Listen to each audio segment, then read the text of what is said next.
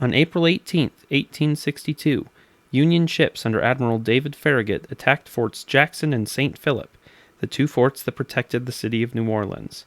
There were no fallback positions. If the forts fell, the city became highly vulnerable. When the Union mortar boats failed to effectively bomb the forts, Farragut rushed past the forts with his fleet. One ship was sunk, while 3 others turned back, but on April 25th, Farragut anchored his ships near New Orleans. What few defenders were left, seeing the futility of defending the city, abandoned it to the north. American Marines took down the Confederate flags at the New Orleans Mint and raised American ones. A mob gathered, and the outnumbered Marines told them their ship, Pocahontas, would fire on anyone who attempted to remove the flag.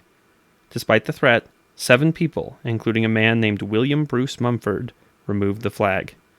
Mumford was, prior to the event, a relatively insignificant figure. He owned no slaves and was a noted gambler. He hadn't volunteered to fight with the Confederacy. Mumford ended up with the flag and was injured when the Pocahontas did open fire by a piece of brick. Mumford took the flag to the mayor, although onlookers tore pieces of the flag off as he did so, eventually leaving him with little more than a stub. 3 days later, General Benjamin Butler, who commanded the Union ground forces, heard about the incident and had Mumford seized. On May 1st, Butler charged him with high crimes and misdemeanors against the laws of the United States and the peace and dignity thereof, and the law martial. He was tried by military tribunal and hanged on June 7th in the Mint's courtyard, after giving a speech in which he espoused his patriotism for the Confederacy. Mumford became a martyr for the Confederacy. Louisiana Governor Thomas Overton Moore called him a hero, while General Robert E. Lee demanded to know how such an execution could be carried out for a crime that occurred before the city was occupied.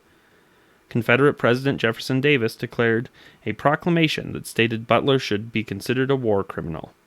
It was one of the first acts of Butler's controversial rule of New Orleans, which earned him the epithet "the Beast" from Confederates.